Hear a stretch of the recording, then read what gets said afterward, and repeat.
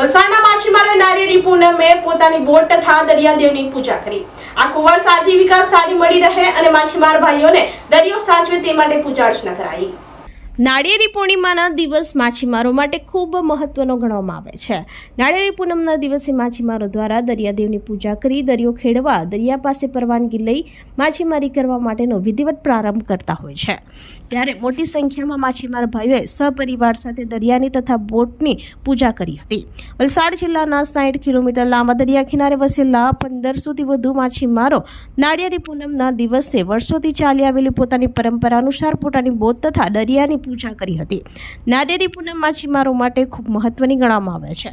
આ દિવસે તમામ માછીમારો પોતાની બોટ અને દરિયાની પૂજા કરી દરિયાદેવ પાસે પોતાને આખું વર્ષ આજીવિકાને સારી મળી રહે અને દરિયામાં જતા પોતાના માછીમાર ભાઈઓને આખું વર્ષ દરિયો સાચવે તે માટે પૂજા અર્ચના કરતા હોય છે। ચોમાસા દરમિયાન દરિયો તોફાની બનતો હોય છે, તે દરમિયાન માછીમારો દરિયાને ખેડવાનું બંધ કરતા હોય છે। નાળિયેરી પૂનમ બાદ દરિયો થોડી શાંત થતા માછીમારો દ્વારા દરિયામાં નાળિયેર વધાવી દરિયાદેવની પૂજા કરી માછીમારી શરૂ કરતા હોય છે। મારું નામ દિનેશ તંદેલ છે।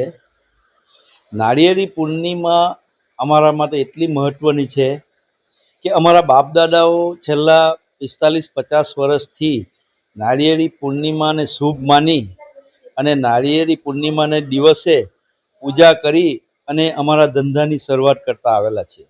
નાળિયેરી પૂર્ણિમાનું મહત્ત્વ એટલું છે કે નાળિયેરી પૂર્ણિમાના દિવસે જે ચોમાસા દરમિયાન દરિયામાં કરંટ અને મોજા હોય છે, એ નાળિયેરી પૂર્ણિમાના દિવસે નાળિયેર નાખવાથી એ દરિયાનું બળ ભાંગે છે, એટલે એને બળેવ કહેવામાં આવે છે।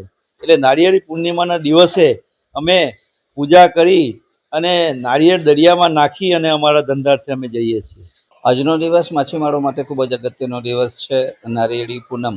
અને નાળિયેરી પૂનમ એટલે રક્ષાબંધન, અને રક્ષાબંધન ભાઈ બહેનનો પણ તહેવાર છે। અને સાથે સાથે નાળિયેરી પૂનમથી એવું કહેવામાં આવે છે કે દરિયો જે રૌદ્ર સ્વરૂપ ધારણ કરે છે, નાળિયેરી પૂનમ પછી થોડો શાંત થાય છે, અને નાળિયેરી પૂનમ પછી એમનું જે ઓરિજિનલ સ્વરૂપ છે થોડું ધીમું પડે છે।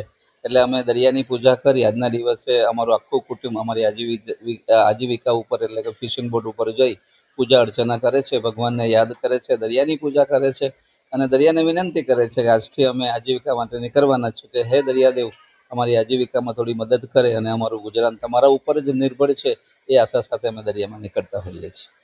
આપણી સંકલ્પ ન્યૂઝ ચેનલને સબસ્ક્રાઇબ અને લાઇક કરો, બેલ આઇકન દબાવો જેથી આવનાર ન્યૂઝ અપડેટ્સની નોટિફિકેશન આપના મોબાઈલ પર સૌથી પહેલા પહોંચે।